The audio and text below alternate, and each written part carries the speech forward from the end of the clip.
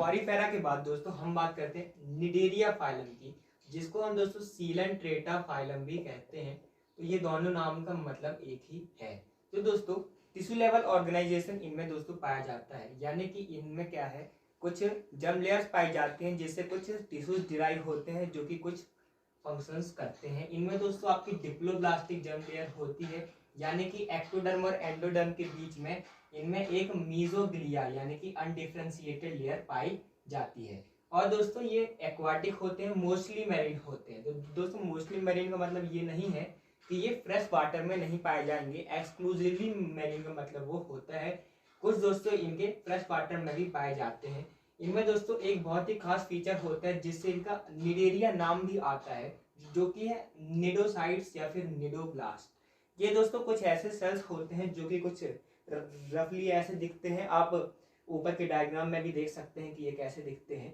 दोस्तों इनमें ये सेल्स पाए जाते हैं जिनमें कुछ स्टिंगिंग आपके कैप्सूल्स होते हैं। स्टिंगिंग कैप्सूल्स दोस्तों इनमें होते हैं, ये आपके टेंटिकल्स में और बॉडी में पाए जाते हैं।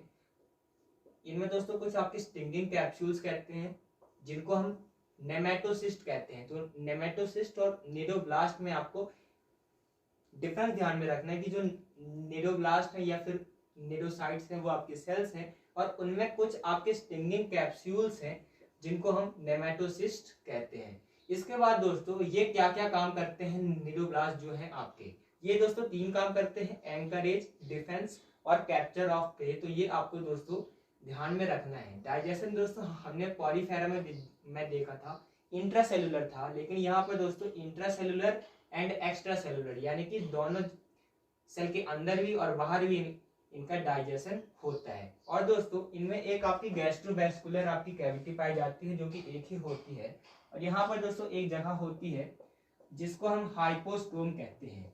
हाइपोस्टोम में दोस्तों क्या क्या होता है, हाइपोस्टोम दोस्तों आपके लिए इसीलिए जरूरी है क्योंकि हाइपोस्टोम पे दोस्तों आपका माउथ प्रेजेंट होता है। तो आपको ध्यान में रखना है कि जो आपकी जो निडेरियंस है इनमें जो आपका माउथ है वो हाइपोस्टोम पर आपका प्रेजेंट होता है। और दोस्तों अब हम देखते हैं कुछ एग्जांपल्स इनके। ऑरेलिया दोस्तों इनका जेलीफिश है, और सी एनिमोन इनका एडेम्सिया है। और यहाँ पर आप इनको देख सकते हैं, ये आपके निडोब्लास्ट यहाँ पर मैंने रफली ड्रॉ किया है। इसके बाद हम देखते हैं कुछ और प्रॉपर्टीज निडेरियंस की।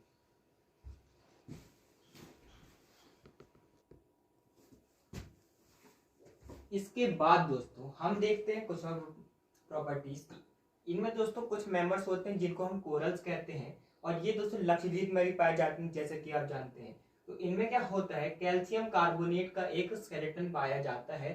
CaCO3 का दोस्तों इनमें एक स्केलेटन होता है। तो कोरल्स आपको ध्यान में रखना है कि ये निडेरियंस होते हैं और इनमें कैल्शियम कार्बोनेट का स्केलेटन होता है। इसके बाद दोस्तों इनमें 2 बेसिक आपके बॉडी फॉर्म्स पाए जाते हैं। कौन कौन से, एक होता है दोस्तों आपका पॉलिप। पॉलिप दोस्तों एक ऐसा फॉर्म होता है जो कि हाइड्रा और एडम्सिया यानी कि सी एनिमोन फॉलो करते हैं। हाइड्रा दोस्तों जब आप देखते हैं तो वो कुछ आपको ऐसा दिखता है। हाइड्रा में दोस्तों क्या होता है, हाइड्रा में एक सिलेंड्रिकल आपका शेप होता है और वो सेसाइल होते हैं यानी कि मूव नहीं करते हैं।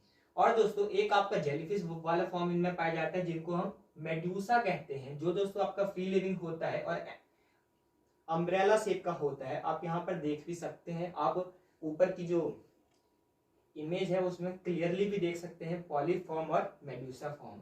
इसके बाद दोस्तों हम देखते हैं कि कुछ में जनरेशन जो है उसका अल्टरनेशन पाया जाता है। जैसे कि जो पॉलिप है वो आपका हाइड्रा है और जो ऑरेलिया है उसका जो स्ट्रक्चर है वो मेडूसा का है। लेकिन कुछ जो दोस्तों इनमें पाए जाते हैं, फॉर एग्जाम्पल आपका जो ओबिलिया है, आपको दोस्तों ये ध्यान में रखना बहुत ही इंपॉर्टेंट पॉइंट है इनका। अल्टरनेशन ऑफ जनरेशन दोस्तों जो ओबिलिया में पाया जाता है उनमें दोस्तों ऐसा होता है कि जो पॉलिप्स है वो आपके एसेक्सुअली रिप्रोड्यूस करते हैं, तो मेडूसा बन जाता है और मेडूसा सेक्सुअली पॉलिप्स को बना देते हैं। तो ये अल्टरनेशन ऑफ जनरेशन आपका ओबिलिया में पाया जाता है, ये नाम आपको ध्यान में रखना है।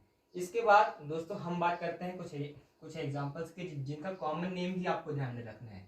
फाइजेलिया, फाइजेलिया तो दोस्तों आपका पोर्चुगीज मैन ऑफ वॉर है, और गॉर्गोनिया ये आपको ध्यान में रखना है, सी फैन है।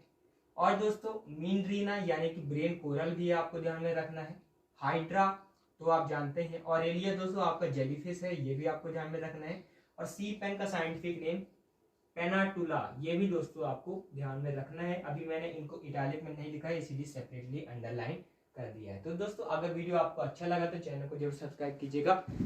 इससे पहले आप पॉलीफेरा का वीडियो जरूर देख के हैं ताकि आपका लिंक बन जाए। Thanks for watching, keep learning. Community post पे आप आ सकते हैं, वहां पर आपको डेली एमसीक्यूज मिलेंगे। Thanks for watching.